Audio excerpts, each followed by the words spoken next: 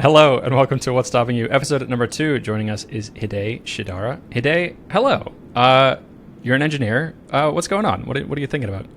Uh, hey everyone. So let's see. I started this project last week, uh, and I have these two blockers that I think, um, are kind of taking up a lot of energy to think about. So, one I think is fear of commitment, and then the other one is simply just time. Okay. The first one, fear of commitment, is because I've been doing a lot of side projects for a while, and I've shut down probably like six at least at this point. And each one is pretty, like each one feels like a breakup, like every single time. And it does get easier in terms of process, but internally, like I think the emotions to manage are just they're difficult. It's just difficult. And so like this one, I'm confident about it. Uh, I was confident about the other ones too. Um, but yeah, I think I have some fear of commitment about just like obsessing over this problem. Maybe it might not work out. Hmm. So classic fear of commitment. Um, and then the other one is just time. Is like basically I just have like two jobs, right? I have my full Hmm. time job. I'm a software engineer at Collective Health. Uh, and the other one is I'm just working on this side business, trying to get customers, and it's just a lot of time. Hmm. And I don't have a structured routine. Even though I am someone that likes routine, something's blocking me from just quickly writing down on a piece of paper like 10 minutes, just a routine. So I think those are the two things that I'd like to explore. I feel that the fear of commitment is related to a topic Shy and I were just talking about that he was helping me with this morning. So I can. I was I about to feel like say, Christian, are you ready to get a bit vulnerable? Because yeah, I feel like for we're sure. bringing you into this one as well. For sure. I'll say a little bit about that actually. Like the way that that's manifested in my life is that I think it's a fear of depending on something to succeed and then it's unsuccessful. So I've noticed myself constantly hedging those bets of like I have a product right now called the Video Clipper that's set to launch in 2 weeks. And I find my mind just going all over the place of like, oh, but what about like this other project that I haven't touched in a while? Like that could also be making money, or like, oh, I could be ramping up doing consulting work, and that would be a way that I could be getting money. And I think my deconstruction of that from the conversation Shy and I had was that is my fear of failure and trying to hedge against if I launch and nobody cares or nobody buys it or people buy it and then immediately ask for a refund. It'd be much safer for me to be in a position where like that happens, but oh, it's okay because I have this other thing that's this promising iron in the fire. Does that resonate at all? Does that feel like That makes me feel a lot better because I mean, you've been to like you already have like a successful business, and this is like I think your second business, the video mhm. clipper. Yeah, so that makes me feel better that someone much farther along than me has like similar emotions. Um, but let's see. I think all of those things may happen with certain customers, right? Like some customers would just come in and just be like, "Okay, I want a refund. This isn't a good fit for me." Like some customers might just like ignore. But then I think it's just about like iterating over time. Mm. Am I like therapizing myself right now through you? I think that's how therapy works, right? That's the game. Do you want to give us a little background on what it is you're working on, just so we have Yeah. context, and then we can dig into the fears. Yeah. So I don't have like it started last week. I've had one user that I'm talking to, and then a couple more, and I've just been doing outreach. But essentially, the problem is, um, it's like kind of the bootstrapper problem. It's like the software is the easy part. What's the hard part is like finding the customers. So like the problem is simple. How do you find customers for a project that you're working on? And that's it, right? So like, it turns out that a lot of people have this problem, not just bootstrappers, but also like salespeople at like companies ranging from. I mean, they have teams that do this, right? SDR teams that just focus on outbounding and outreach. And I haven't, I haven't like narrowed down to a specific market segment that I'm confident. I think that's just going to take a little bit of time. But there, I don't know. I mean, everyone has like this lead generation problem, lead qualification problem. Um, my product right now that I'm thinking about is how do you find specific windows of opportunity where you can make a sale. How do I explain this? I mean, you guys know what windows of opportunity are, right? I can infer what it means based on the words you used. Okay. So If like, that's let's say a competitor has an outage. So it's Okay. like AWS went down. So that's a window of opportunity for salespeople from a competitor of AWS to jump into like AWS currents, like AWS's current customers, and just be like, I see there's an outage. Are you happy with AWS? And they're going to be Mm. like, hell no. Sorry, can I swear in this? Yeah, I Oh, think. okay. Shy, can we swear on this? I don't know. Yeah. Yeah, we can. We can? Are you sure? That's fine. All right. Oh no. So they'll be like, hell no. Like, we're not happy. Obviously, there's an outage. And if you're using AWS, you're probably some enterprise customer and like it's costing you a lot of money. So yeah, a salesperson can jump in and they do this all the time. Is like, you happy with AWS? They'll be like, nope. And then they'll be like, all right, well, why don't we talk and see what we can do? And like that would be a window of opportunity. Or like budget planning cycles or life events like I just got promoted, I just got a raise, we just hired a new like CFO, or we just hired a new CTO. Maybe they're make some organizational changes, some process changes, and those are all like windows of opportunity that you can use to create some triggers. Triggers being like just outbounding in this case.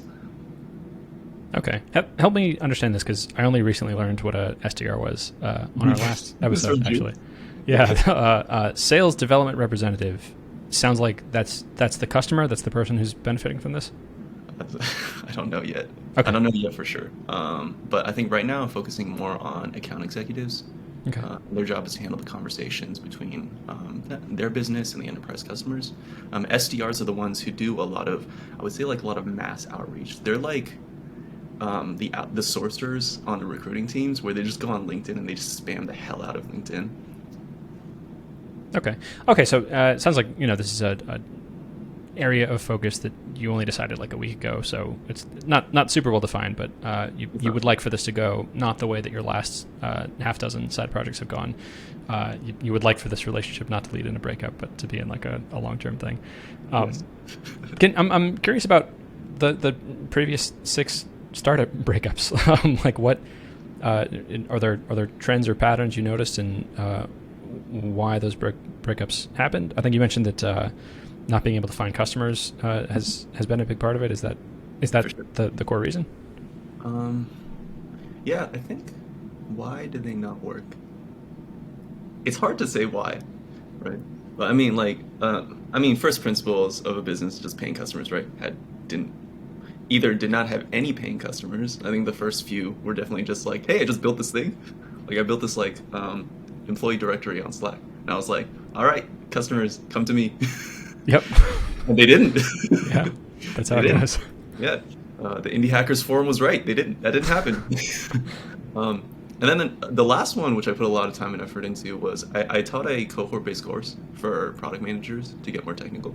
Mm-hmm. I thought I had more of an advantage as an engineer to teach technical concepts to people who are not technical. I think I was right about that, but what I was wrong about was the shape of what technical meant. Sorry, what technical meant is they just want like breadth, and engineers are very good at explaining like depth of technical concepts, and they don't care about that because they have a lot of meetings and a lot of other things to do. And I kind of knew that a cohort-based course, which focuses on depth, like if you want to learn something in depth very quickly in a short period of time, that's what a cohort-based course is a good solution for. But the shape of the problem, the shape of the solution were just not compatible. And I was in the. Do you guys know Maven? It's kind of all over Twitter. It's like a startup called Maven. Okay, yeah, it's like a cohort-based course marketplace, and they had like this program, and I was partnering with them to make it. And I spent like a good amount of time on it. I think since September. And I just ultimately decided to just shut it down in December. It just wasn't working. It was hard to get any kind of traction. It was hard to get people to talk to me. I remember at one point, I was like class started at 10 a.m. and it was like 10:05 and there was no one showing up. And I was like, that's painful. But in the end, some people did show up. But yeah, that's definitely not what market pull feels like. Okay. It sounds like the commonality I'm noticing between these two projects is that you were looking for that market pull. You were looking for people to be expressing to you that you were offering something that was valuable, that they needed, and you didn't feel like you were getting that. Yeah, definitely. It was like someone I talked to had a good way of explaining this. Like, you want to stand where people are already looking, rather than just trying to get their attention. And I think with like lead generation problems, people are already looking for these solutions. I mean, there are a lot of big companies that are working on this, and small companies too. Maybe even some indie hackers too. We'll see. And that's why, yeah, I try to take that lesson, and where companies always pay for growth and marketing. I suppose it depends on the company in this down market, but if I can find those companies, I think I would have a better chance of getting paying customers.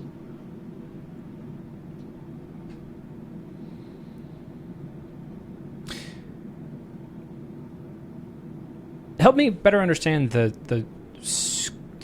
pain that you'd like to solve with this new project. You talked about this window of opportunity that in this moment where an AWS customer notices that AWS has gone down, that's a good opportunity for their competitors to be swooping in. It sounds like with this new project, that's the pain that you'd like to address. The pain is just, how does a business make money? Okay. Like, you need to find people to talk to. So you need to find them. You need to qualify them. Yes. You need to make sure that they fit your qualifications. Then after that, you need to make them sign a contract. So the problem that I'm specifically trying to solve is there are certain companies that have so much inbound interest that the amount of people that they could talk to is too much for their team. So I'm trying to basically just go online and gather data and see if I can pre-qualify them before they have these conversations, which saves them a lot of time.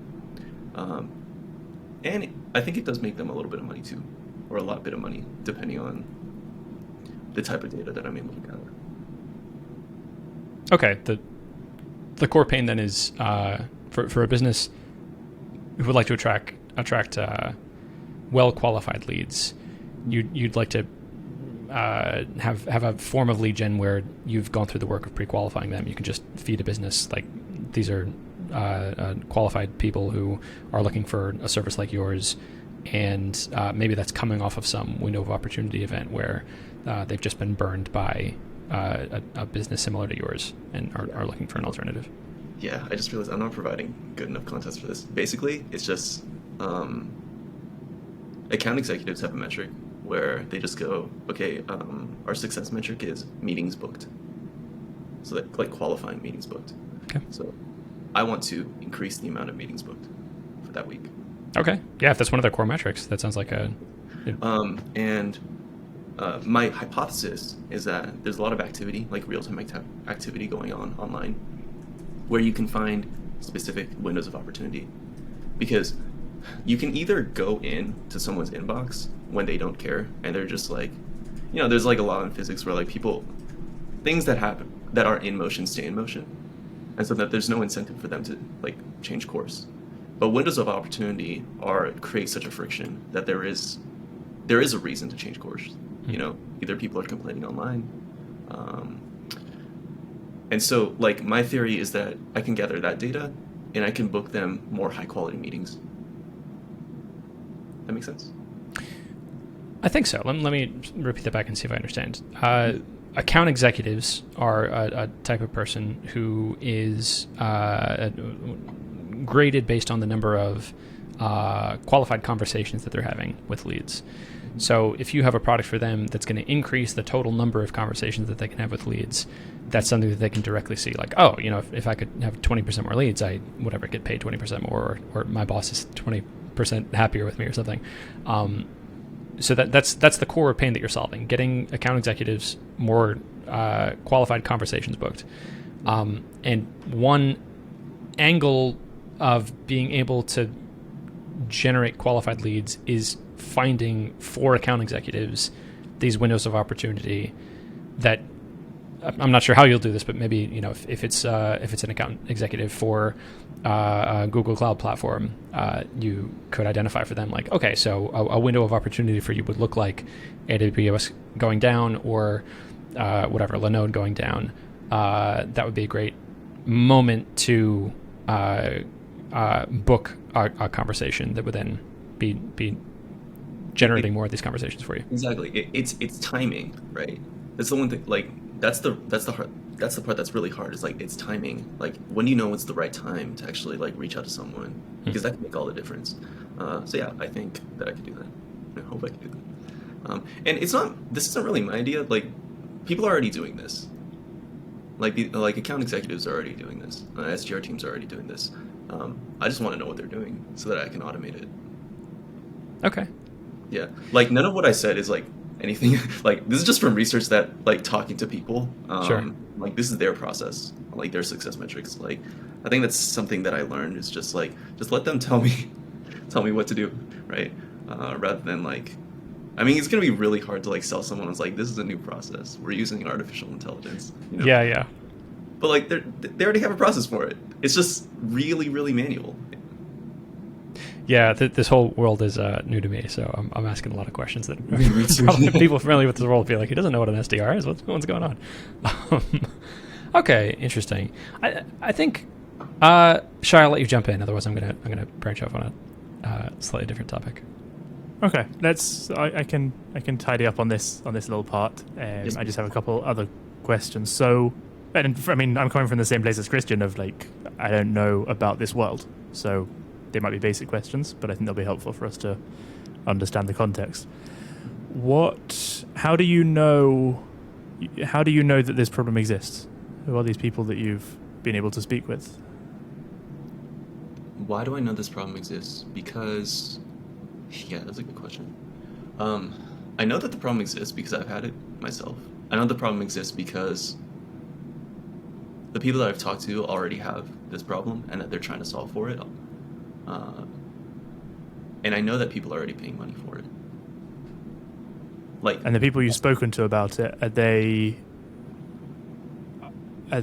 people? Is this like friends that you have who are account executives? Or did you go out and speak to a few account executives that you didn't already know, or paint the picture for me? What's your interaction with this world? I just went on LinkedIn and I went, hey, I'm learning about sales because I don't know anything about sales. Also, making a lead gen tool. And I think that's literally my template. And then I just go, do you have some time to chat about how sales is done at a rocket ship company like X? That's it. And then I've been able to have some conversations, not a ton. I mean, like, they never convert that well when you're just outbounding. But yeah, some people responded and some people like talked to me, and yeah. Okay, how many? Like, do you remember roughly how many you reached out to and how many responded? How many you spoke to? The conversion rate's actually pretty good. Probably. So I think I reached out to like 12 people, and like 2 responded. Wow, okay. That's great. That's pretty good, right? You know how many people I reached out to for my cohort-based course? A lot. That's, and none of them responded. 17%. That's just cold reaching out to people on LinkedIn. Yeah, absolutely. The positioning has to be pretty good though, and I think, yeah, it's still tough though. It's kind of draining just like cold calling people, but yeah, I feel like that's pretty good. Okay, so you had a couple conversations and you found out a little bit more about how this world works of account executives and meeting their metrics of conversations booked. Oh, also, here's another technique to learn a little bit more about industries, like rather quickly. Just act like you're applying for a job, specifically for like YC companies, because they're usually the most like hardcore. And then you just go and learn about their business. So like if you want to learn about like growth and marketing, there are probably like growth and marketing companies, and I did this. And then just ask them like, what was your positioning like? How do you do these sales calls? And they'll be like, they're happy to share. I don't know if that's shady, but like, I mean, we'll leave that as an exercise for the listener to decide. Yeah. in these, so you reached out to a dozen people. 2 of them replied back, and you were able to have conversations with them. What were those conversations like? You were asking them like, what are the biggest problems you have in your role as an account executive? Yeah, the conversations were scattered, like really scattered. They just have like a lot of different. They have like a lot of different problems, and it's kind of hard. Actually, that's something that I could use help on too. Is like, how do you how do you take feedback and like hone in on a specific direction and like build a product around that?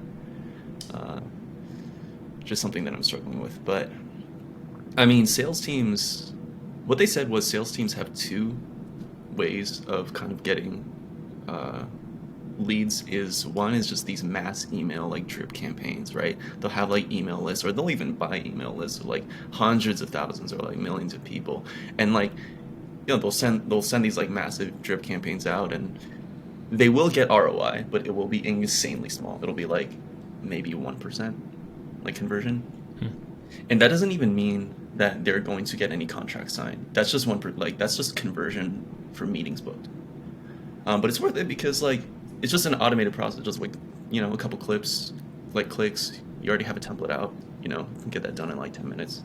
And I think SDR teams mainly do that. And the second way is they literally just go on LinkedIn Sales Navigator and they just do exactly what I'm doing, which is just like reaching out to people.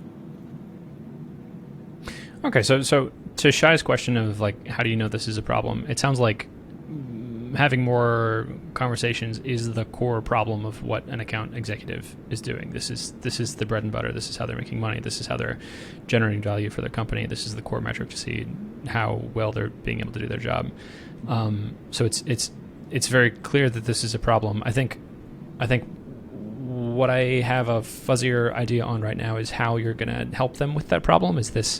Are you offering them like a service that you're going to be a consultant for them and pay attention to these windows of opportunity?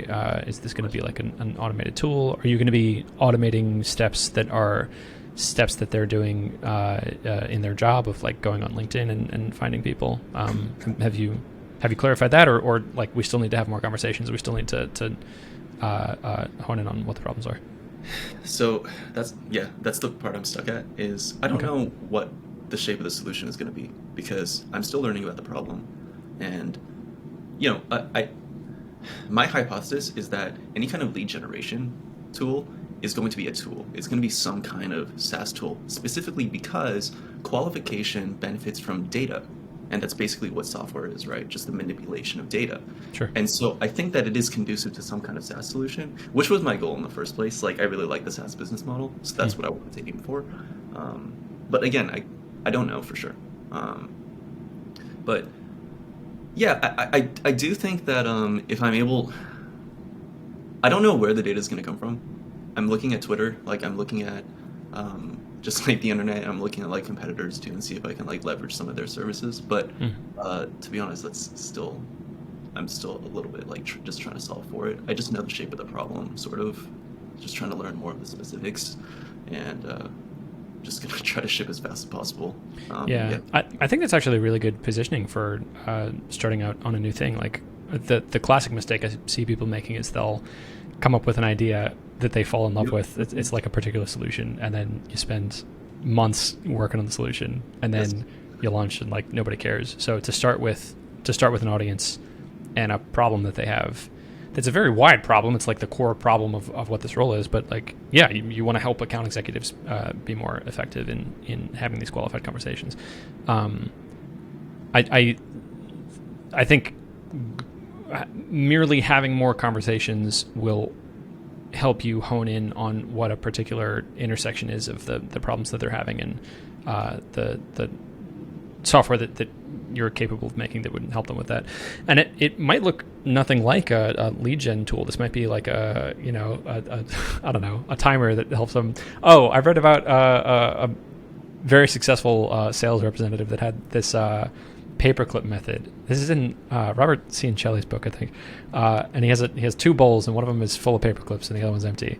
And at the beginning of the day, for every call he has, he just takes a paperclip from one bowl and puts it in the other. And his job for the day is just to move the paperclips from one to the other. But he's got to like have that many conversations to be able to. And this person became the most successful salesperson in their company, or some similar superlative.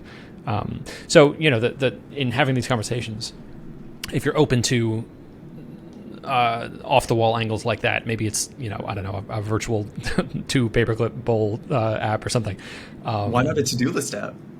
Sure, yeah, no, but for real, like the reason there exists so many to-do apps is that that's such a big problem, that if you can have any sort of specificity on, like, okay, if you're a miner, like, you're going to have a very different set of needs, not very different, but a to-do app can cater to you in a very particular way that a to-do app custom built for an account executive would not. Tailoring for an account executive to-do app would look very different. So I all of that to say, I think you're on the right track. The being open to all of the sorts of pain that account executives experience, I think, has the highest probability of leading you towards a product that you can make that'll improve their lives. Thanks. Yeah, I appreciate that.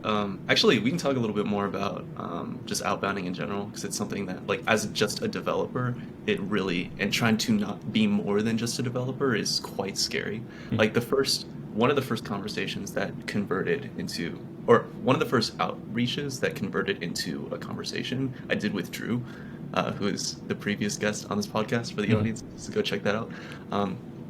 But we were just co-working, and then like, this guy responded to me, and I was like, I don't know what to say. Like, he was a sales engineer, so Drew is a sales engineer too. So Drew already has all of this expertise and intuition on how to talk to them, mm-hmm. and how they speak and how to have conversations with them and what they know. I don't know any of that, and so I was just complaining to him, like, Drew, what do I do?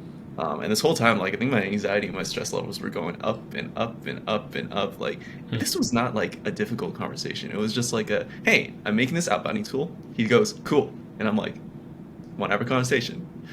He's like, yeah. And I'm like, what's your email?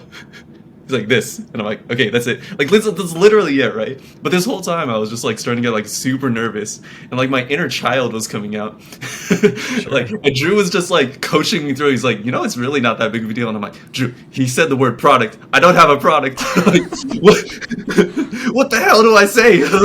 And he's like, say you just want to talk to him. And I was like, but what if he doesn't want to talk? It was just, like, crazy stuff. Like, I was going crazy. But I don't know. It's like it is that, like, I don't have a lot of, like, things in my life at the moment that scare me to that level. But, like, outreach is definitely one of those things that does that.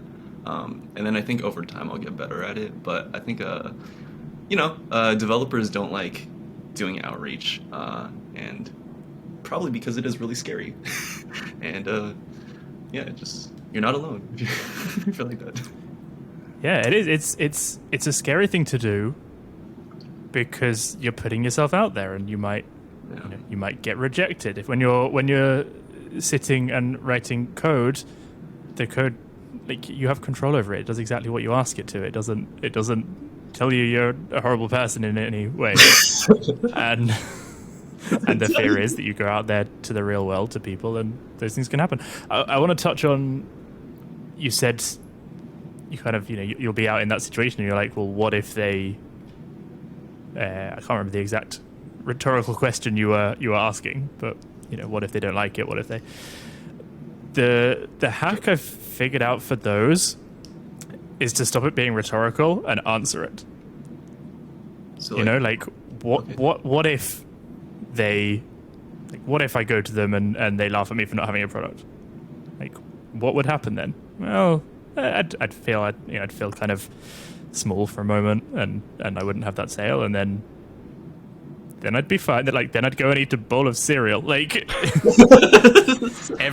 the world won't end. Like, when you play it through, you're like, oh no, it would feel unpleasant. And could I handle it? Could I cope with it? Yes, I could. And at that point, it's still, that doesn't stop it being scary, but it reminds you that you can handle fear.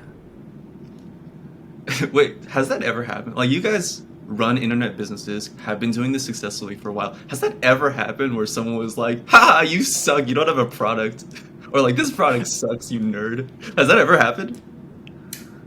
I think the meanest interaction I've ever had on the internet was someone who emailed me, and because of some, like, I hadn't replied to his previous email in a respectable amount of time, or I think. Oh no! I think this was a free customer that I had emailed and let him know, like, hey, the freemium tier is going away. You're going to have to pay for this now. And he told me to, in a different language, he told me to walk in a forest, and I Googled it, and I think that means he was saying I should kill myself for the audacity I had to, like, charge him money. That hurt my feelings, but that's unusual. Like, the second worst thing that ever happened was just like, someone said, "Hey, this sucks that you took so long to answer this email," and I was like, "Yeah, you're right. I'm sorry. I did a bad job." And they were like, "Oh, it's okay." To walk in a forest? I mean, at least Yeah. you learned some new jargon. Was that wait, what language was that? I want to say, like, Bulgarian. It was a tricky one to Google Translate. I think I had to do, like, auto detect what it was. I'm also not sure that that's what he was saying. He may have just said, like, you should go for a walk. Like, Take some time, man. Take care of yourself. yeah, but usually, the simulation of people in my head is much more vicious and cruel than how they actually are. Yeah, it always is, right? I mean, fear kind of creates this, like, what is it? It just, like, amplifies all, like, the negative thoughts in a very, very short span of time. It's like this, like, exponential curve that's, like, as the thing that you're scared of, as it gets closer and closer and closer, it's just like, holy shit, holy shit, holy shit, holy shit. Well, that's not too bad, I guess. Yeah, I mean, no one has ever, I mean, I've been rejected plenty of times, like, outbounding, but, like, no one has ever said anything super mean. Like, someone said, "Hey, Hide, no thank you," and that stuck in my head for a while. Like, it's crazy, right? This is nuts. Like, this is no thank you. That's actually really nice. And I'm like, this In the film adaptation of your life, I could imagine, like, a 10-minute montage after that of you, like depressed and close your windows, like, "No, thank you." That's funny. They used my name. They said thank you. It was exclamation point. It was a nice message. Yeah. And I'm just like, this is Yeah, crazy. so talk to me about that. It sounds like you're feeling some really intense feelings around rejection, which is something I can relate to. That's something I only recently unpacked in couples therapy. I think I used to have this narrative that, like, I was impervious to any sort of negative criticism, and I would ask people, like, you can just give it to me straight because I don't care, it's fine. And then these mysterious things would happen to me in my life. Like, I would just not answer customer support emails for, like, 6 months, and I didn't know why, and I had this complicated narrative of why I was doing it and why I had much more important things to do. But something I've recently unpacked is, like, I am very negatively impacted emotionally by negative criticism. So having an interaction, like someone saying no thank you, when I email them and say, you can either stop using this or you can start paying me a little bit of money, would really get to me, and then that would cause ripples for the next several days, and then it would compound, and then customer support email would become this big, scary, nebulous monster of negative feedback that I wasn't aware of. I couldn't put my finger on, like, why I was feeling those negative feelings. So I commend you for being aware of that. That, like, I think being aware of those feelings and being able to draw that narrative of that you felt that way when having those sorts of interactions. That's fantastic progress. Like, you're in a position now where you're aware of the problem, you're able to put your finger on it. How does that feel looking forward? It sounds like what you may have identified as next steps for growing this new venture is having more of those sorts of conversations, which also feel very scary to you. That, like, hopping on the phone with a account executive, hopping on the phone with an account executive that you meet through LinkedIn, sales representative. Salesperson. Okay, so how do you feel in this moment about going on LinkedIn, messaging another 20 salespeople, and having a conversation with them? What does that feel like? It's just I feel okay about it. It's still kind of scary because I haven't done it that much. But at the end of the day, they're just people like you and me. They're just trying to do their job, and like I do have an understanding of what motivates them, which is just they get compensated maybe 10 to 15% per contract that they pull in for new business. So if I'm aligned on what their needs are in that case, then it's probably okay. Like, you know, they want to make money. I want to make money. You want to make money, right? So like, you know, they're just normal people. I mean, it's hard because on LinkedIn, I kind of get like social proof because like they're like, I work at Google as an account executive and I've been doing this for 8 years, and then in my head I'll just create this narrative of like, oh my god, this person is like incredible. Like who am I? Just this lowly software engineer that's just like reaching out to them saying that I can solve all of their problems, which is not true. I can't solve all of their problems, but like yeah, but they're just normal people, really. I mean, just work at these giant companies, but you know, just trying to have, you know, some connection with this normal person and see what their problems are, and yeah. Do you feel like there's an expectation when you get on a call like that that you will solve all their problems? Well, I definitely have some people pleasing qualities, which Same, yeah. Yeah, I think a lot of us do. But the way that I think about it is like, do you want someone that's nice to you, or do you want someone that gets the job done? From their perspective, and like they just want someone that gets the job done, right? Like if I'm successful in making them more money in this very specific area, then they'll pay me money, and like that's all the validation that I'm looking for. That's all the validation I need to focus on at the moment. But it is kind of difficult because I am like personally I'm a very like emotional person, and so what I notice is like I just kind of have to accept that the way that I do business is that like I want to have some kind of personal connection with this person. So I know some people are like pretty objective and just like, you know, it's like very transactional, and you know that can be nice, but that's just not me. So there will always be these like I think these other emotions that come with it. It's like fear of rejection, or maybe the way that I have some need for emotional validation from this person, which is my problem and not theirs. But, yeah. It's also interesting, but I want you guys' opinion on this, but I have this theory that I told Drew that like people that want to do software businesses tend to be like very needy people. Very needy people? Yeah. What do you mean by that? What does needy mean? This, right? So like we're all people that are like, you know, we want more than just like, you know, we could go get a good job at Google, maybe like 200 or 300K a year, you know, white picket fence, and just have a very comfortable life. But we're like, fuck that shit. I want more. I want much more than that. It's like that's a very comfortable life, right? But like that's not good enough for us. So that's why I think like, you know, think. What do you guys think? I definitely think the community of developers who are not going and getting a stable job with those skills, but instead of doing indie hacking or something along those lines, there'll be a tendency in their personality for more. Their personality will skew to one that enjoys exploring unknowns and figuring things out on a bigger scale than you might be able to do if you're doing a regular salaried job, where there are still unknowns in the work that you're doing, but there are more knowns in the structure of your day, perhaps, or, you know, those kind of things. So, and I think we end up in an interesting niche of people where very often the skills that you need to be a software developer are the ones that line up with wanting your. It's very logical. It's very analytical, and often that ties in and lines up with someone who wants to go and work a 9 to 5 and whatever else.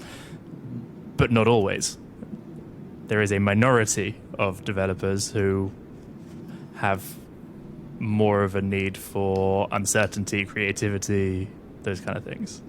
Is it whether that ties in with neediness? First, I'd want you to define neediness. Neediness. I guess neediness is like, it's a tough one. Like competitive people are very needy people, right? I don't know. Are they? Oh yeah. I'm learning your definition of needy right now. So if, like for example, like you ever like are doing something. I mean, you guys probably experience this on like Twitter, right? You're like, hey, I made like 10, 20, 30K MRR a month, and then someone just hops on Twitter and just goes, hey man, fuck you. Like that's pretty needy, right? From that person. the person who says fuck you. Yeah. Okay. Okay. I don't know how to define it, but I'm trying to define it right now. Yeah, I think I would say that person was experiencing a hurt ego, that they were seeing someone else's success as criticism of their own worth. Maybe they weren't totally centered in understanding that like they were valuable and lovable as a person, even if they didn't have the insecure same level of external success. I would maybe Insecure, use to yeah, that's a describe. good word. It's a good one. Yeah. Insecure. Does that correlate with people who take indie hacker jobs or work as indie hackers? What? Do you guys identify as indie hackers? This is a super interesting conversation, and I do want to refocus us to solving Hide's problems, getting them. I'm sorry. Yeah, I mean, but neediness, I think, is one of my problems. Okay. So what? Okay, how? let's talk about that. Yeah, I think, however, I would define it as like. So I've had a lot of jobs. I've only been a software engineer for like 4 years now. I've had 4 or 5 different jobs, if we count consulting too.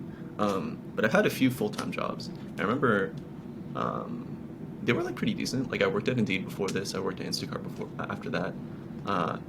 And you know, I worked with some like pretty smart people, and some of them I really liked. And I remember thinking just like, I don't know, I would ask like in the first shot, I would be like, is this like what you want? Because like I didn't know if that's what I wanted. And I remember going like, why can't I just be happy with this? Like, why do I want more? Like if I like, you know, did the work, not even work really hard, but just like did the work, I could have made like a decent amount of money, a pretty comfortable life. I was just like, yeah, it's like, I guess I just want more. And I think that is pretty needy, but not needy for like uncertainty and instability. Although those are things that I like, you know, I enjoy, but more just like this. Do you guys know what SCARF is? I don't.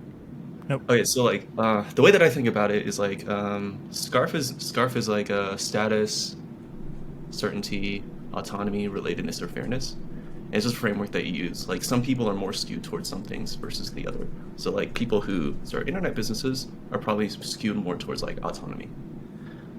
People who like stable jobs and stuff like that probably care more about certainty, maybe about status, stuff like that. And the point is like these are things, like those 5 things are generally what motivate people at the core. So yeah, I mean, where am I going with this? Essentially, it's like this intense neediness within myself to want probably independence, freedom, and power, in a sense. Just a lot more than what like a pretty decent career could give me. Sure. I would encourage you to move away from the framing of that as neediness. It sounds to me like you're expressing that you have needs, and that's okay. Everyone has needs, and you feel like some of those needs aren't being met, and it sounds like that was part of the motivation for switching careers in the way that you did. And I think it would be an interesting question to dive into of like, are the needs that you would like to address by having this more ambitious, higher risk career path, are those needs that are serving you, or are those needs that, if fulfilled, would make you a happier, healthier person? Or is it perhaps a need that is an attraction of deprivation is the way that a dating book Shine I read would frame it. That it's a thing that you're attracted to in the same way that, like, sugar is attractive, but that's not healthy for you in the long term. How do you currently frame that? Why work on this at all? It sounds like you have a good job. Why do you feel like you need more than that? What need do you feel like is not being met? There's a lot to it, I think. So maybe to simplify it, like, what would happen if you never did anything in software? What if you merely had the job that you have and had the white picket fence and continue doing that? Why would that be a bad or undesirable reality? Why would that be an undesirable reality? That's a good question. Why would that be an undesirable reality? Because I know what happens. Does that feel boring? Like, yeah, it's boring. Like, I know what that looks like. I just talked to a lot of these people. They were like 10, 20 years down the line, and I realized I was like, holy shit, this path is like really set in stone. Okay. Like, you could, you're junior software engineer for 2 years, mid-level for 2, 3 years, 4 years, depending on where the company is, and senior, and then after that, you're IC, manager. Then you talk about stocks during lunchtime, or you talk about crypto, or talk about the news. And is anyone else falling asleep? Yeah, the way you're describing it sounds like you would have died in your 30s. Like, it sounds like you want to continue growing. That feels too safe for you. I think something that I've unpacked for myself is, in my life, I need some balance of stability and some balance of creativity. I want one foot in order and one foot in chaos. I'd like a solid backbone of, like, I have my habits and routines and a stable amount of income that I know that I can live off of. And at the same time, I want to be taking my discretionary time and using that to be making riskier bets and doing stuff like going rock climbing and needing some of that excitement. That excitement doesn't necessarily have to come from career. That could come from a dangerous hobby that you have or something, or raising a family, raising kids. Without the rope. Sure. Sorry. Oh gosh, don't do that. that'd be a I'm lot too of stable right now. I'm just gonna go climb a mountain without. Right. Is working on a project like this, making software to help salespeople, is that satisfying this core need for creative exploration? Is that the reason behind doing something like this? Okay, so one, I don't think there's that much creativity to it, especially if other people are just telling me what to build. Okay. But definitely this need for growth in ways that that are not mapped out, right? Like, having sales conversations is really tough for me, and I like that. It's scary. I like that. And I think that is, we cover a lot of topic of fear on this podcast, and like, fear is essentially just like how you grow. Yeah. It's how you empower yourself. I think Kobe has a really good clip about this, but he just says, like, when you're doing something scary, there's no point in saying that it's not scary, because it is, but you just have to embrace it. You have to hold it tight, and then boom, now what are you gonna do, right? And that's just how you empower yourself. It's like, if you do something scary like 2 or 3 times, it's not going to be scary. It's just going to be boring. And I think that is why I'm attracted to, like, building software businesses, especially because, like, there's so many challenges and so many things that scare you. And yeah, it's nice. It's, like, it led me to talking to you two, which you guys are internet entrepreneurs, and like, we would have never met, and like, if I just worked a stable job. Sure. So, like, things like that. Okay. In that framing, I think that's admirable. You're pursuing this because it feels scary, and it's growth. It's something that you'd find interesting, that you'd like to get good at. You'd like to start doing a task that feels difficult and hard, and then eventually gain mastery of it. Yeah, that's what growth looks like as a human. And I like that framing so much better than that you're needy, like, because that's in the framing that we landed on, that feels like the hero's journey. That feels like you're going out, venturing into the wild. You know, you're in your village and, you know, you make money and you use that to buy a sword, and then you're going to go out and venture and like try to kill some dragons. Like that's inspiring. I actually have some swords. I hang them up on my wall. There you go. Maybe that'll be useful in one of your onboarding calls. Yeah. But I also think that it's kind of a trap in business if I'm constantly just doing things that are scary. Like sometimes you just have to do what works. Okay. Or at least in bootstrapping, like most of the time you just have to do what works. Like you just have to solve problems that are boring, that you know that people are going to be paying a lot of money for, because they've always paid a lot of money for it. And there's no point in trying to be like, okay, how do I use ChatGPT to like make the next social media Web3 company? Which someone out there is probably going, damn it, how did he know what my idea was? I think Christian touched on a couple of important things there. Firstly about keeping one foot in order and one foot in chaos. That, Yeah.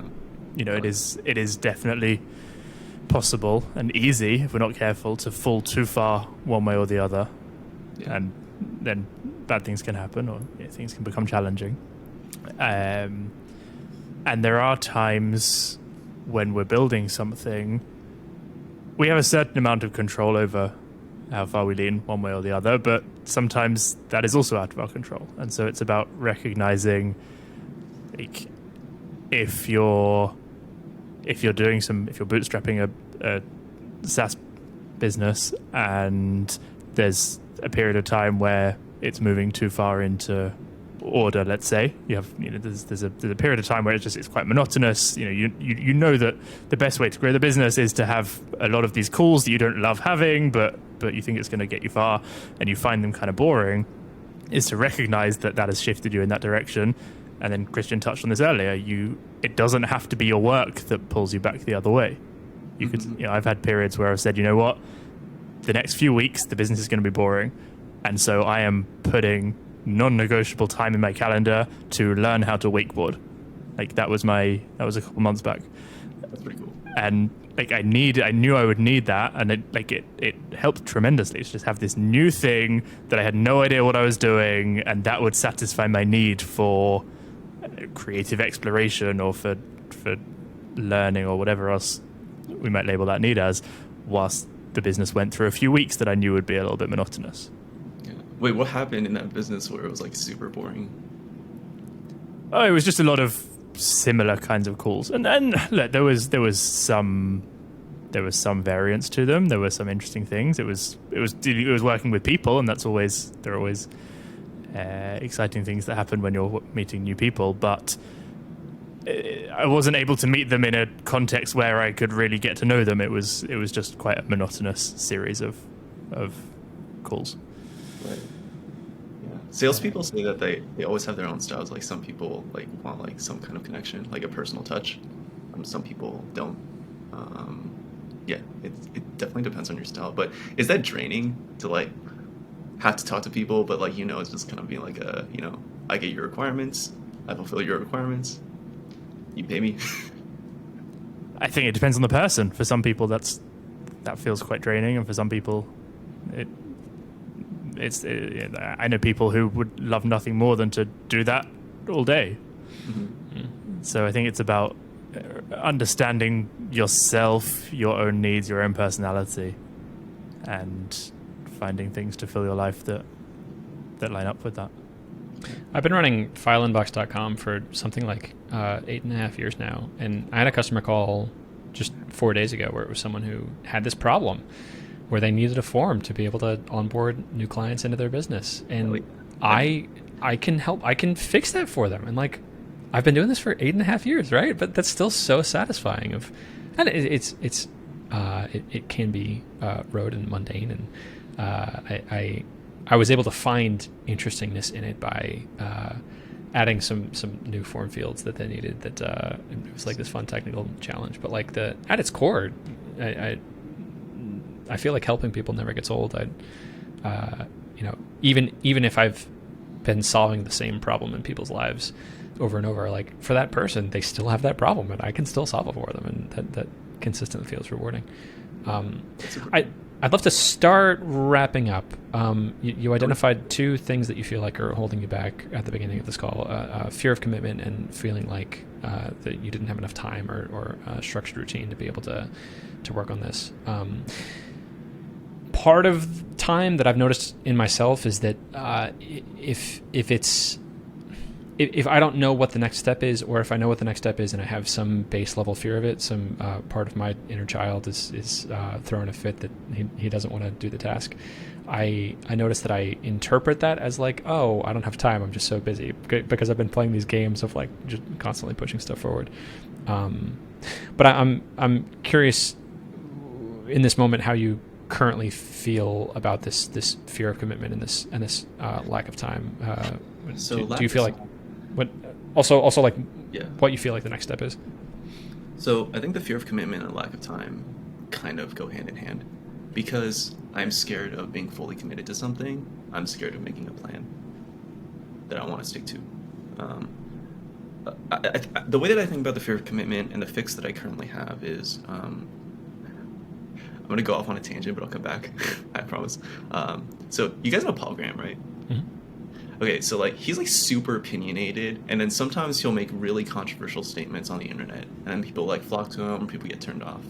And then, seemingly the next month, he'll make a completely like it's the opposite, literally takes the opposite stance, and people will be like, "Hey, dude, what happened?" And he'll just be like, "I have a different opinion now." Yeah. I thought that was super weird, but like I talked to someone recently who was really close with Paul, at least in the early days of YC, and he said that Paul just knows that like people are really fickle like that. Like you might just obsess over something, you might just get into long relationships and think this is the right person, or this is the right product, or the right business, or the right job, and then like for reasons that we are just human, we just sometimes change our opinion. Like even if we're just like full on committed to this one business idea. So I think one thing is just accepting that that's just how it's gonna be. Like, I mean, obviously I think I'm right right now, right? I'm not saying I am right. Reality and like time will tell, but like obviously I think I'm right, and I just have to like commit to that and be okay with being wrong, and pay attention to the signals. But yeah, that's just how I think about it. Presumably there will come a moment working on this project where you feel like it's a waste of time, and you feel like, what was I thinking helping salespeople? I hate salespeople. This isn't a big problem for them at all. Mm-hmm. Having gone through 6 product breakups, I could see there being some benefit to tying yourself to the mast a little bit of like, in this moment it's gonna feel difficult, and this is how I'm gonna process those feelings, and this is how I'll be able to decide if this is truly a reason to jump ship and try something else. What feels to you right now like a legitimate reason to stop working on this project? To stop working on it? Mm-hmm. Mm-hmm. I don't have a reason to stop working on it. So there's no reason you would ever just stop working on it. You're gonna doggedly keep pursuing this no matter what. I don't have a good framework. Maybe you can help me out on that. Like, I don't like when to stop. That's basically like saying like, how do you know when to stop dating someone? Yeah. Is it enough? Like, cause like no one. I don't know. Like, if I was the type of person to like start a project, going, I'm gonna stop when this happens, I probably wouldn't be the type of person to start the project in the first place. I say that, yeah. I think. I don't know. I think that I'm right. Okay. like honestly, like I realize that the probability that I'm right is extremely low. Sure. Is there maybe a time bound that we can say like you're gonna push through and keep having calls with people for the next 3 months, and when the thought comes to mind of like, oh, maybe I shouldn't be working on this, maybe there's something else to be working on, you just table that for the date that you have set in your calendar 3 months from now when you're going to think about it. That the core thing I'm curious about safeguarding against is jumping ship again when something emotionally impactful happens. When you have a sales call and someone ends up with saying no thank you, like that's going to feel really bad. We know that's okay. But being able to know that like you won't let that feeling push you off until some predefined date, or until you've been able to take a step back and really evaluate, like, is this a valid reason to stop working on it? Yeah, good question. So I think what you were saying is, what if I have an emotional reaction that makes me want to stop? Well, I don't have emotional reasons to start this project in the first place. I think I analyzed it pretty well, I think I analyzed it, and I have like, I have specific reasons, like objective reasons, why I think this is a good idea and a good fit for me. One, I can learn sales by learning from sales experts and build tools that help them do their job better. This is a problem that people already pay money for. I think the thing that blocks developers from doing like sales or marketing tools is that it's just really scary to talk to these people. And it is, but that's fine. I think that any solution is conducive to some kind of SaaS solution. What else? I don't know. Like, I just had a lot of, now I'm just collecting data with conversations. In terms of if I have an emotional, I don't know. like maybe I find out, like maybe I pick a specific market segment that was like really, really mean to me. In that case, like, I probably should pick another market segment. Sure.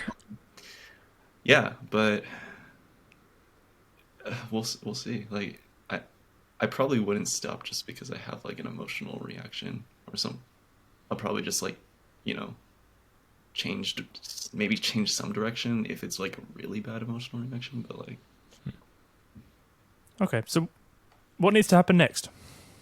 what needs to happen next? I need to start making money. Okay, and what needs to happen to get there? I need to talk to enough people and solve the problem in such a way that compels them to give me money. Okay, how many people do you think? You kind of asked this earlier. We didn't circle back to it. How many people do you have a sense you might need to speak with? I don't think I need to speak to that many people, which might be wrong. But I think if I speak to like 10 people and really have in-depth quality conversations with them, and not just in-depth quality conversations, but also have like a decent relationship with them, I think that'll be enough to start. Not to start, but like to have a product that maybe fulfills their needs. Again, I don't know for sure. I guess it does depend on the problem. It does depend on the audience. But if I niche down properly, then I think 10 might be enough. What do you guys think? I think it's very hard to put a number on it. I think there are certain things you can be looking for as you have the conversations, which is, so one nice rule of thumb that I can't remember where I first heard it, but is to keep having calls until you have 5 calls in a row where you don't learn anything new. 5 calls. Or like set up some heuristic like that, where, because I think towards the beginning of the call you asked about how do you figure out, like, from these calls, how do you figure out what the product is?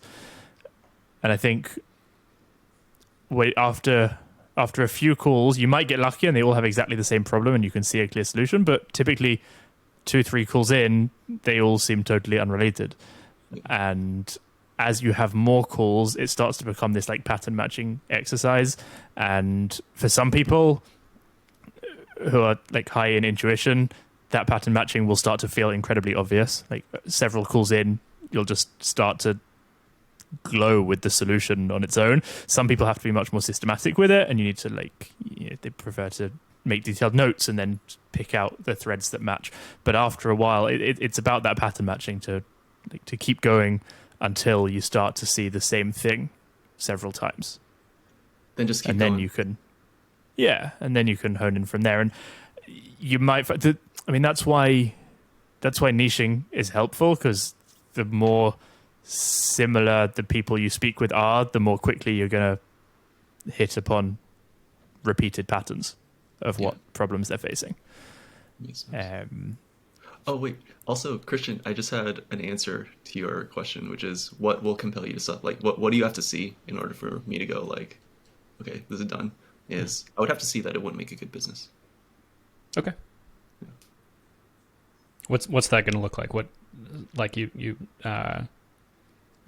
write down on a piece of paper like this is how much this offering would cost and this is how much I could make from it, and it can't be profitable. In what sorts of situations would you I would recognize use it's not a good the business? Entrepreneur workbook.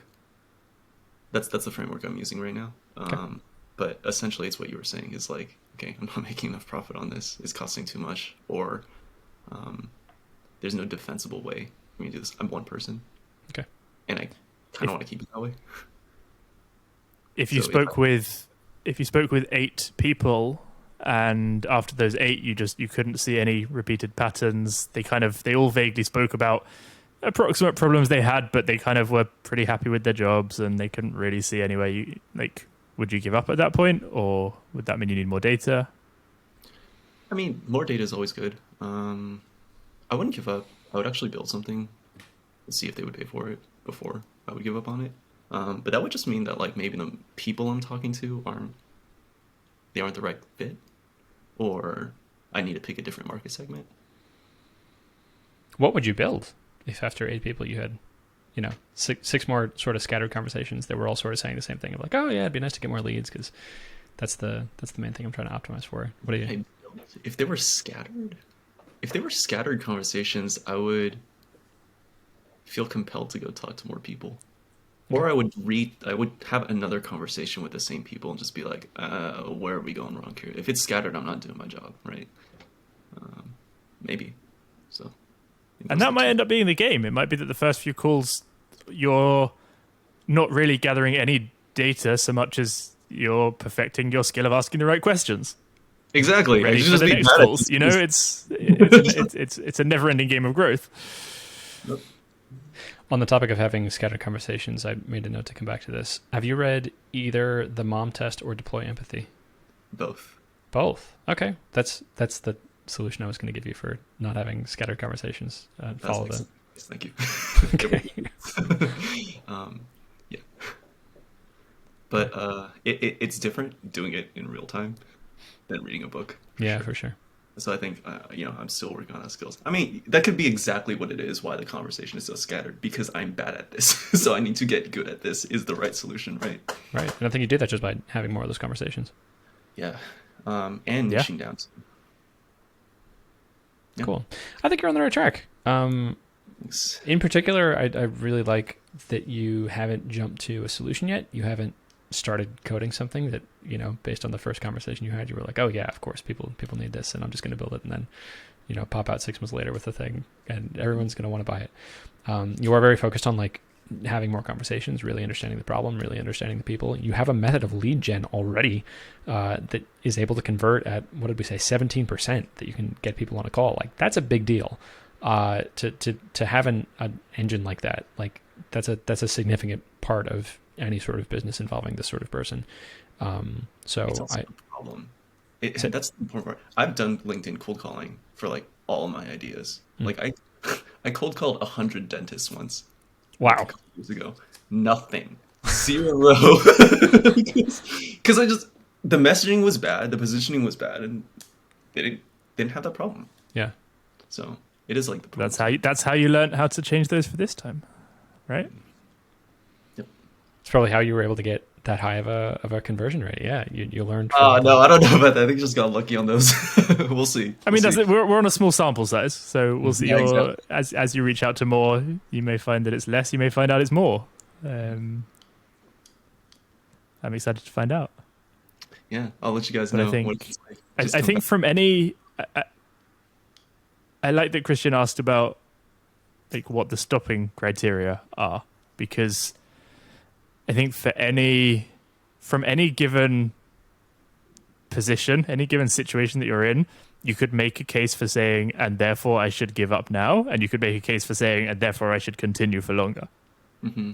The whether you stay committed or whether you give up has very little to do with the actual specifics of the scenario that you're in. And so it is important to be able to figure out like what, in order to be able to answer the question of whether you continue or whether you give up, you have to also bring in your own values system and your own, like, whether your needs are being met and your own goals, bigger picture. And Wait, actually, so it's useful to think about. wait. So, I'm sorry. I know we're a bit over time, but can I ask you that question, then, Shai? Yeah. What's the I question? know you're like killing it with your SaaS. I stalked you on Twitter a little bit before this. When would you give up?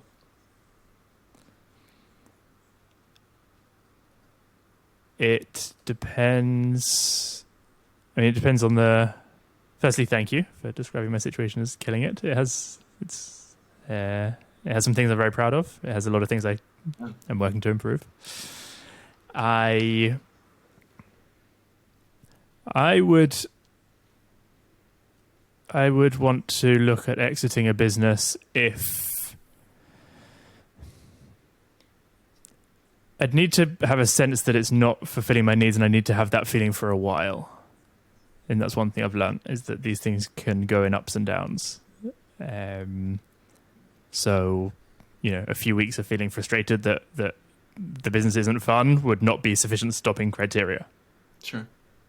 If there was a sustained period of time where it wasn't working out in terms of, it depends which business we're talking about. I have one that's like been going for longer and is a bit more established and has higher MRR, and I have another one that's a bit more on the side. So, and then there's things like this podcast, for example. There are a few projects going on, but the general answer is there would need to be a sustained period of time where it wasn't feeling fulfilling. I'd identified what it wasn't fulfilling in me, and I'd worked to try to see if there are changes that I could make to resolve that.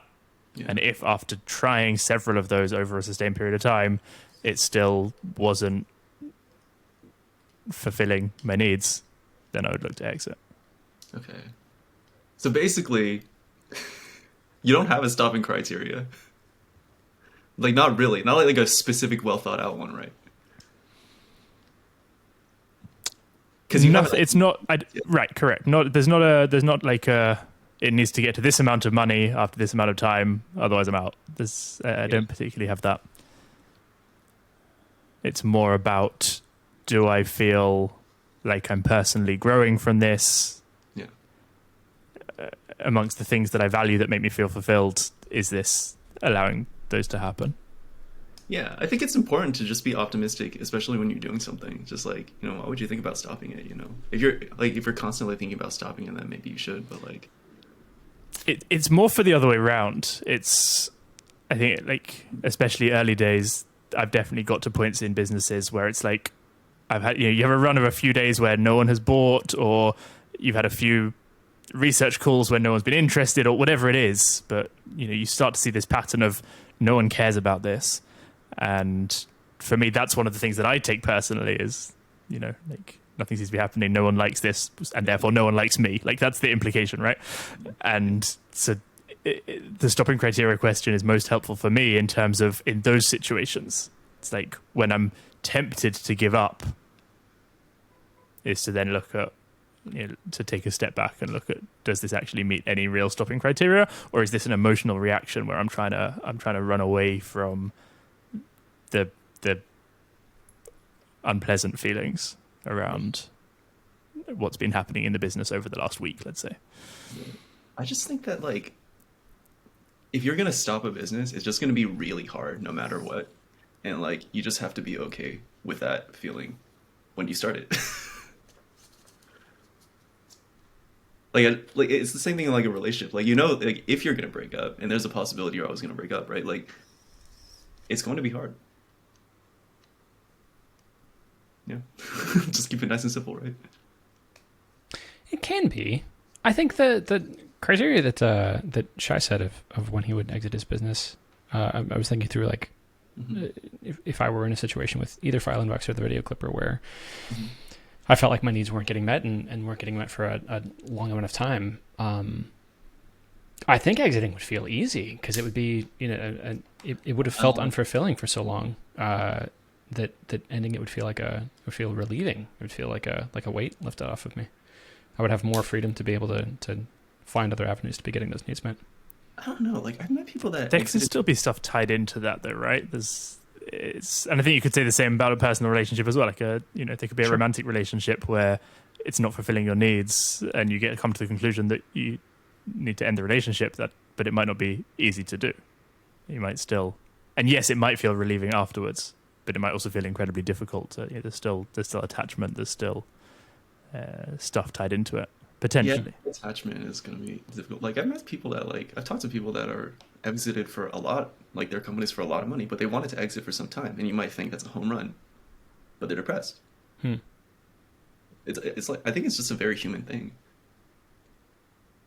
Like the same attachment that compels us to work on this thing for so long is also the attachment that we have to, we suffer from if we end it, right? Yeah, I'd love to have dug more into your other projects, because it feels like there may still be some unresolved feelings about closing down the cohort-based course. Maybe. It's probably, yeah. But I'm sorry, I took 15 minutes over. That's it. We're still figuring out the time constraints for these calls. It's a very hard one to balance, because realistically you could go on for hours digging into all this good stuff. So we're trying to figure out how to balance that with a succinct podcast episode as well. I'd love to attempt to bring us home. Hide, you said in the onboarding questionnaire, in response to the question, what are you hoping to get from this call? What would make the call a huge success? You wanted to know how you can accelerate to the next point, among other things. Do you feel like that got clarified? What do you think needs to be done next to accelerate to get towards making money from this business? Essentially, it's the 0 to 1 problem, right? Which no one really ever has a clear answer for. But I think that what became kind of clear to me is that although I had a very systematic way of figuring out what I wanted to work on next, I wasn't really paying attention to my emotional needs in terms of closing the book on my previous attempts. So I should probably take care of that first. The second thing is just, talk to more people and figure out what I need to build. Just get some more data, and then just start shipping and building. It's just like a constant iteration process. In terms of, I don't know, I think we talked a little bit about stopping. I don't know. I just personality-wise, I'm not the type of person that, if I do something, I don't really plan on stopping. So I think that might be something that I need to revisit in the future. I think, Shai, what you were saying about your stopping criteria, kind of thinking about your needs and if they're being fulfilled or not in business, is something that I'll have to think about. But yeah, I think just doing the work and just iterating as quickly as possible and just talking to as many people as possible. I look forward to following up with you and seeing how your criteria for stopping and what you identify as your emotional needs in doing these projects, and how the conversations with more people went. Having conversations with more people, I feel like, is probably going to be a common takeaway from these episodes. That's something I think everyone could be doing. Hide, thank you so much for being our guest on What's Stopping You. If you, dear listener, would like to have the same sort of conversation, you can find us at whatstoppingyou.fm. If you would like to have this conversation but are terrified of the idea of it being on a public podcast, we have paid options for you that you can choose from. Or you can either direct message Shai or me on Twitter. Shai, any closing thoughts? Yeah, we missed a step. Hide, where can people find out more about you if they would like to do that? Yeah, well, first of all, thank you for having me. I had a wonderful conversation. You can find me on Twitter at catsarecuter98. Or I write about all this stuff, catsarebetter.substack.com. Are you a cat or dog person? No deciding, really. I don't really know. Okay. Hide, thank you so much. Goodbye. Thank you. Except don't leave yet.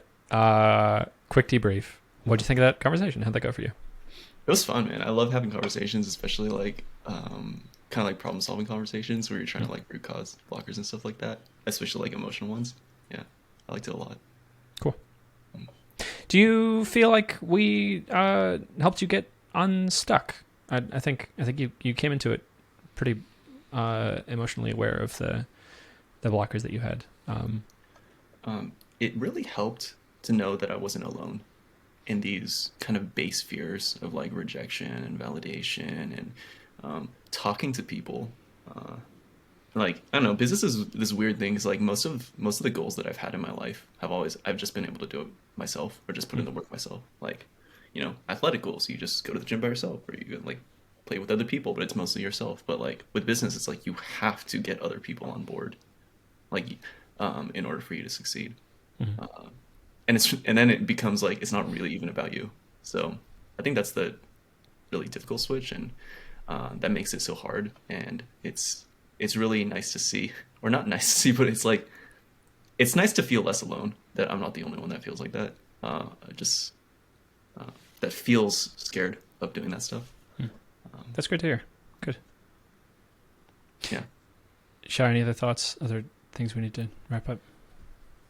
I don't think so. I would love to have had time to come up with like a specific actionable next steps for you, so that there was something like for you to hold yourself accountable against. Like, is there a number of people, a set number of people that you could reach out to in the next however long?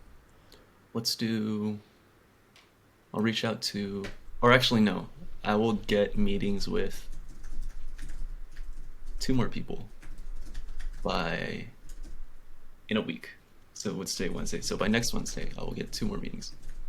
Okay. I actually preferred the way the first one you were setting up. Same. because it was in your control.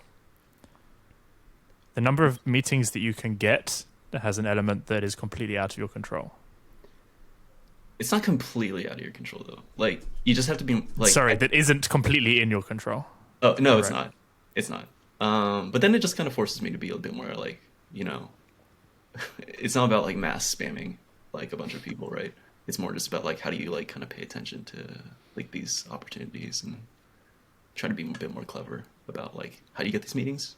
So, you know, not completely in my control, but I think there are things that I could do to influence it. So, What could you specify a couple of those? yeah. What will you do? I'm building this SaaS tool that identifies windows of opportunity, where it helps you get more meetings. It's essentially what I'm building, right? Like,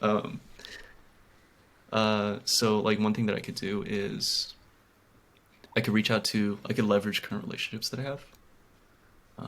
I could leverage windows of opportunity that I find on social media, right? What else Like concretely, what does that look like? The next time you sit down at your computer with some time that you're able to dedicate to this project instead of your day job, Sure. What will you do first? To the current people that I've already talked to, hey, do you have any friends that you might know that want something like this? Great. I think that's the first. Second is, let's see, might be able to reach out to people in my former company. Maybe not Instacart because they're not B2B. Maybe Indeed, which is B2B. Then I can reach out to some account executives there. Might be a bit too big for my market size, but I don't have to interview them specifically as users. I could chat with them and then leverage that into a relationship to get more people. What else could I do? I think those are the 2 things. I don't know. Do you guys have any advice for me? You guys have done this more. I think those were great starts. And my advice would be to break things down into incredibly small actionable goals, like the exercise we just did. Okay. Because it makes it so much easier to just sit, especially actually that touches on what you were saying about lacking time. I don't know if this is something that you that happens to you at all, but I've been having a ton of conversations. I tweeted about this last week, and it's generated a ton of conversations about what I call my penknife technique. Penknife? What other people started calling my penknife technique. So it's the idea that if you go and get your penknife when you have a task that you need to get done that could use a penknife, right? And until then, you don't sit and play with the penknife all day until you figure out something to use it for. You leave it in the drawer until you need it. And it's the idea of using our computer in the same way. So rather than the computer being the place that you sit all day figuring out the next task that you need to do and inevitably ending up like on Twitter, that you stay away from the computer, decide what the next specific task is that you would like to get done, and then you use the computer for that purpose, and then you close it again and you move away and you decide what you're going to do next.